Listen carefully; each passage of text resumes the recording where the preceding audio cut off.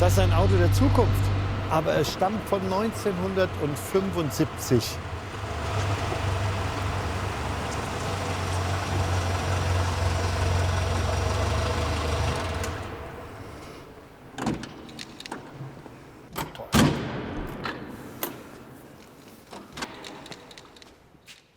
Das ist doch wohl eine Sensation.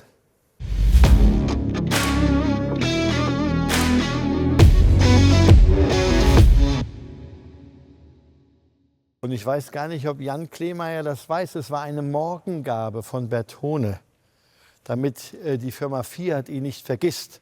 Weil zu dieser Zeit hatte man eigentlich nur noch den 850 Spider bei Bertone in Produktion. Für Fiat? Aber beim Konkurrenten Pininfarina wurde der 124 Spider und viele andere Sachen gemacht. Und so hat Bertone sich in Erinnerung gebracht mit einem Bus für die Besucherführungen im Fiat-Werk, der 3 Türen auf dieser Seite, 3 Türen auf der anderen Seite und ein Glasdach hat, sodass man wirklich alles besichtigen kann. Lieber Jan, was ist hier für eine Technik drin? Technik ist basierend dieses Fahrzeug auf dem Fiat 850. Da gab es ja auch unterschiedliche Karosserievarianten und die Basis für als Spider. Aber hier war die Grundlage der Fiat Kleinbus und auf dieser Basis wurde dieses Auto von Bertone für Besucherfahrten auf dem Fiat Werksgelände konzipiert. Man weiß nicht genau, wie viele Fahrzeuge entstanden sind, Mutmaßungen zwischen 10 und 20 Stück. Aber das ist nicht irgendwo dokumentiert oder nachvollziehbar. Auf jeden Fall ist es extrem selten. Wir als Laien hätten ja gedacht, so ein Werksbus kommt überhaupt jemals in Privathände. Wie gelingt sowas?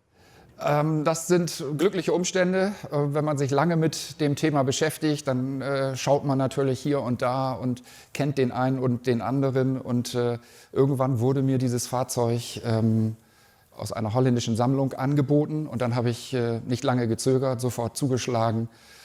Spannend war natürlich dann, das Fahrzeug in Deutschland auch zulassungsfertig in Deutschland auch angemeldet zu bekommen. Weil selbst der TÜV Süd, der für seinen perfekten Datenblatt-Service bekannt ist, Schwierigkeiten hatte, das Fahrzeug überhaupt zu identifizieren und damit auch zu definieren. Jetzt machen wir mal die Türen zu und lassen mal die Optik dieses Autos ganz auf uns wirken, weil ich kann natürlich nicht umhin, nochmal auf das Thema Design und Zukunft zurückzukommen. Stellt euch vor, ja, vielleicht schon in 5 Jahren, hoffentlich erst in 10, ist Deutschland als letztes Land mit einem Tempolimit, nun wahrscheinlich auch mit einem Tempolimit versehen. Das heißt, dann ist die Aerodynamik, alles, was wir heute an glattgeleckten Autos haben, passé. Dann kommen diese Autos zum Tragen.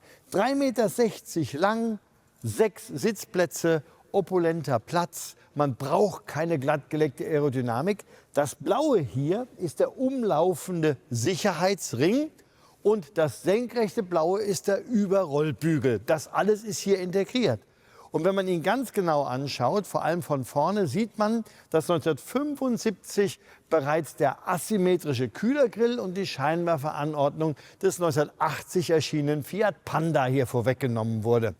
Also ganz viel Neues in dieser Zeit 1975, von dem ich behaupte, das wird es in der Zukunft wiedergeben. Insofern zeigt die Bremen Classic Motor Show ein Auto, das auf der einen Seite Vergangenheit darstellt und auf der anderen Seite das sein könnte, was die Zukunft des Automobils ist. Ja, ganz kurz noch zu den Leistungsdaten. Der Motor ist ja hier hinten in einer Schublade untergebracht sozusagen. So richtig viel Leistung braucht er nicht, ne? Viel Leistung hat er nicht. Der hat 850 Kubikzentimeter und 33 PS. Also man kommt voran, aber man sollte Zeit mitbringen. Ein Kleinbus für die Stadt, ein ideales Besichtigungsfahrzeug, vielleicht auch eines Tages auf dem Messegelände in Bremen bei der Bremen Classic Motor Show.